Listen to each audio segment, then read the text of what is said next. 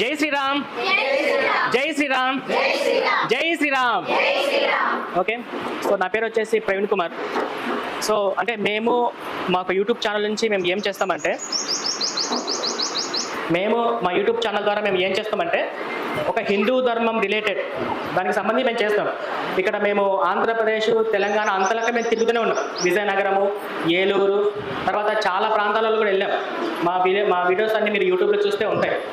మన తర్వాత రాబోయే జనరేషన్ కానీ మన చుట్టుపక్కల ఉన్న వాళ్ళందరికీ ముందుకు మనం చెప్పాల్సింది ఏంటంటే మన హిందూ ధర్మం యొక్క గొప్పతనము, హిందూ ధర్మం యొక్క విలువలు తెలియచేయడంతో పాటు నెక్స్ట్ ఆ పాషాండ మతాల్లో ఉన్న లోపాల గురించి కూడా తెలియచేయాలి.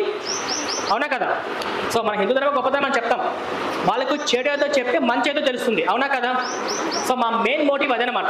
అందుకోసం ఏంటంటే అంటే ఏమవుతుంది, ఆ క్రైస్తవ మతంలోకి వెళ్తే ఏమవుతుంది, ఆ మతం ఏంటి, ఆ మత సిద్ధాంతాలు ఏంటి అనే విషయాలు కూడా మీరు మీ చుట్టుపక్కల ఉన్న వాళ్ళతో అందరితో చెప్పుకోవాల్సిన అవసరం ఎంత ఉంది. హాయ్ ఫ్రెండ్స్, ఎలా ఉన్నారు? దేవుని పరిశుద్ధ నామానికి స్తోత్రం. ఈరోజు ఈ వీడియో చేయడానికి ముఖ్య గల కారణము, ఎక్స్ క్రిస్టియన్ ప్రవీణ్ ఊరు తిరుగుతూ 2 రాష్ట్రాలలో చేరి కొంతమంది జనాల్ని పోగు చేసుకొని హిందూ ధర్మం గురించి మాట్లాడుతూ ఉండవు. హిందూ ధర్మం గురించి మాట్లాడే దాని గురించి మాకు ఎటువంటి అబ్జెక్షన్ లేదు. అయితే క్రైస్తవుల గురించి మాట్లాడుతూ, మీరు ఇప్పుడే వీడియో చూసిండ్రు కదా, క్రైస్తవుల గురించి మాట్లాడుతూ క్రైస్తవ మతం ఒకటి పాషాండ మతం అని, దాంట్లో లోపాలు ఉన్నాయని, దాంట్లో చెడు ఉందని ప్రచారం చేస్తున్నాడు. అందుకే ఈ వీడియో చేయాల్సి వస్తుంది. ఈ వీడియో కేవలము ఎక్స్ క్రిస్టియన్ అని పేరు పెట్టుకొని తిరుగుతున్న ప్రవీణ్కి మాత్రమే వర్తిస్తుంది. విఘ్నులైన హైందవ సహోదరులకు ఈ వీడియో వర్తించదు. చూడండి, చూసేటప్పుడు శ్రీ బ్రహ్మవైవర్త మహాపురాణము, శ్రీ వేదవ్యాస మహర్షి కృతము, దీని ఒక పబ్లిషర్ కానీ చూసేటప్పుడు గొల్లపూడి వీరాస్వామి అండ్ సన్స్. ఈ యొక్క గ్రంథంలో కానీ చూసినట్లయితే చూడండి, శ్రీ బ్రహ్మవైవర్త పురాణము బ్రహ్మఖండము పేజీ నంబర్ 4 టాపిక్ కానీ చూస్తే, పొరపాటున నమస్కరించని వారు సూర్య చంద్రులు ఉన్నంత వరకు నరకమునందు ఉందురు. అంటే పొరపాటుగా ఎవరైనా నమస్కారం కానీ చేయకపోతే వాళ్ళు సూర్యులు చంద్రులు ఎన్ని సంవత్సరాలు అయితే ఉంటారో అన్ని రోజులు నరకంలో వేస్తాడంట. చూడండి, సనాతన ధర్మంలో ఇటువంటి విషయం ఉంది. అది వచ్చి పేజీ నంబర్ 4లో కానీ చూస్తే ఇక్కడ రాయబడింది. చూడండి, తొందరపాటు వలన దేవతలను, విప్రులను, గురువును చూచి ఎవరు నమస్కరించరో వారు సూర్య చంద్రులు ఉన్నంత వరకు నరకమున ఉందురు.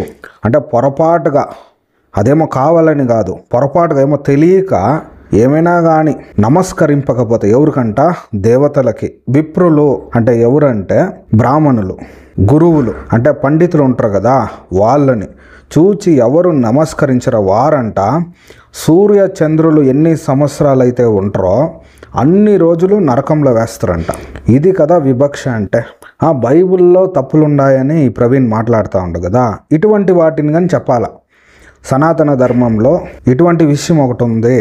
తొందరపాటు వలన అంటే తొందరపాటు వలన మీరేమైనా కానీ నమస్కరించకపోతే సూర్య చంద్రులు ఉన్నన్ని రోజులు మిమ్మల్ని నరకంలో వేస్తారు అనే విషయం కానీ చెప్పాలా. తర్వాత చూస్తే, శ్రీమన్నారాయణుడు బ్రాహ్మణ రూపమున భూమిపై సంచరించును. అంటే శ్రీమన్నారాయణుడు బ్రాహ్మణ రూపంలో సంచరిస్తాడంట. అంటే ఈ బ్రాహ్మణులందరూ శ్రీమన్నారాయణులంట, అంటే దేవుళ్ళు అని రాసుకొని ఉండరు. కావున పుణ్యవంతుడు హరి రూపమున ఉన్న బ్రాహ్మణునికి తప్పక నమస్కరింపవలెను.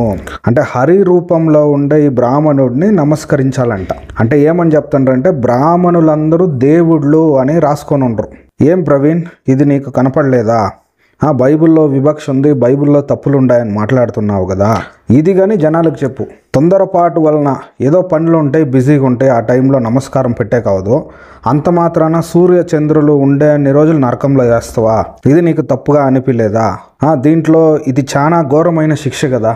ఒక మనిషి నమస్కారం పెట్టలేదని వాడిని నరకంలో వేయడం, ఇది ఎంత పెద్ద ఘోరమైన శిక్ష. ఒకసారి మీరే ఆలోచించండి.